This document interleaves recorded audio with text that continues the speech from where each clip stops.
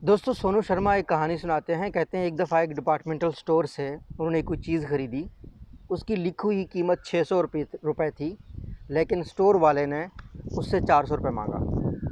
और being ethical person वो चले गए काउंटर पे और उस बंदे से कहा कि देखो इसकी कीमत 600 रुपये है, आपने मेरे से 400 चार्ज किया है। तो स्टोर वालों ने कहा सॉरी, हमसे गलती हो गई। लेकिन इंस्टेड ऑफ चार्जिंग उन्होंने उस 400 को भी हटा दिया।